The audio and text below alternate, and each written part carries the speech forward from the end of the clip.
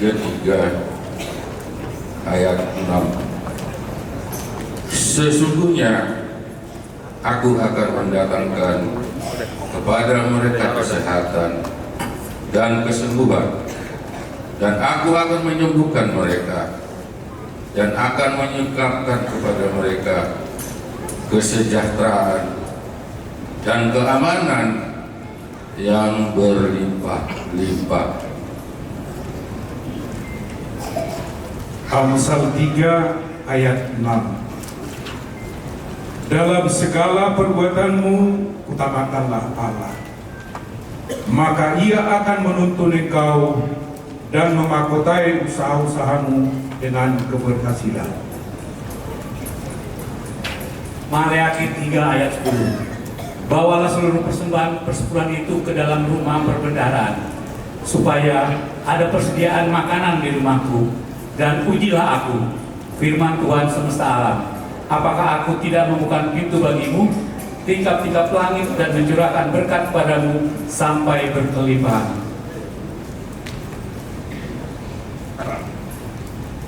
Dua Timotius 3 ayat 15. Ingatlah juga bahwa dari kecil engkau sudah mengenal kitab suci yang dapat memberi hikmat kepadamu dan menuntun engkau kepada keselamatan oleh iman kepada Yesus Kristus. Mazmur 27 ayat 1. Tuhan adalah terangku dan keselamatanku. Kepada siapakah aku harus takut? Tuhan adalah benteng hidupku. Terhadap siapakah aku harus gemetar?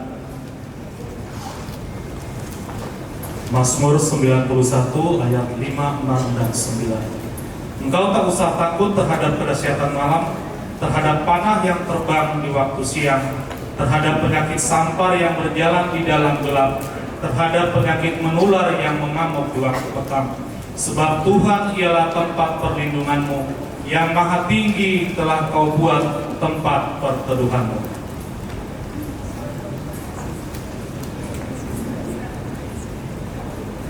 Yakobus 1 ayat 12.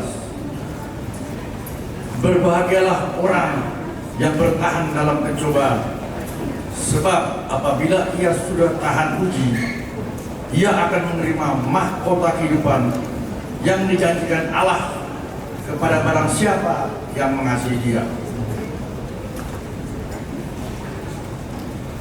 Matius 6 ayat 25. Aku berkata kepadamu, janganlah khawatir akan hidupmu, akan apa yang hendak kamu makan atau minum, dan janganlah khawatir pula akan tubuhmu, akan apa yang hendak kamu pakai. Bukankah hidup itu lebih penting daripada makanan, dan tubuh itu lebih penting daripada pakaian?